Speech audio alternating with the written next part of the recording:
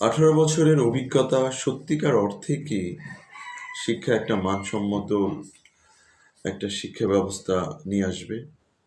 এটা কি আমরা বলতে পারি? যেখানে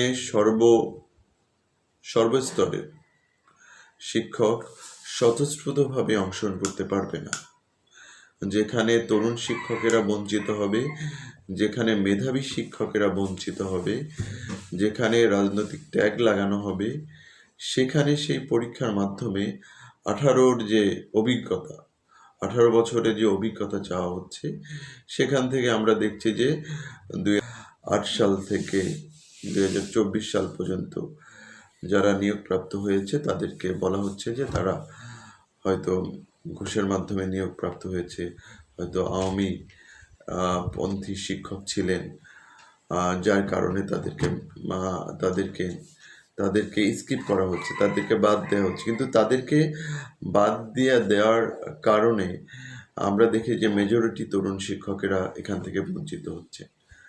তো আমরা ভালো কিছু করতে যেয়ে আমরা খারাপ কিছু করছি কিনা, আমরা অন্য ভুল পথে হাঁটছি কিনা, এটাও দেখার বিষয়। যে আমরা একটা দেশের শিক্ষা ব্যবস্থাকে আমরা যদি মানসম্মত উপযোগী করতে যাই, সেক্ষেত্রে আমাদেরকে দলীয়করণের ঊর্ধ্বে আসতে হবে এবং রাজনীতির ঊর্ধ্বে এসে আমাদেরকে বিষয়টা অবজারভেশন করতে হবে, বিষয়টা বিবেচনা নিয়ে আসতে হবে। রাজনীতি এবং দলীয়করণের ঊর্ধ্বে যদি আমরা না উঠতে পারি, আমরা সেই কাঙ্ক্ষিত শিক্ষা ব্যবস্থা আমরা লক্ষ্য অর্জনে আমরা ব্যর্থ হব।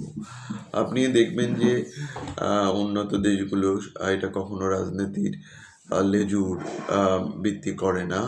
উন্নত দেশগুলো সেটা দলীয়করণের কোনো প্রভাব নেই। এই যে আপনি দেখবেন যে নেপাল, এই যে ইদানিং নেপালে যে সরকার ক্ষমতায় এসেছে, তারা কিন্তু একটা ভালো উদ্যোগ নিয়েছে। তারা এই যে মানে স্টুডেন্ট পলিটিক্স, শিক্ষাক্ষেত্র থেকে যে ছাত্র রাজনীতি, এটাকে একেবারে আগামী 60 দিনের মধ্যে তারা কিন্তু ছাত্র রাজনীতিকে শিক্ষা প্রতিষ্ঠান থেকে উঠিয়ে দেবে, এই ধরনের একটা চিন্তা ভাবনা করছে।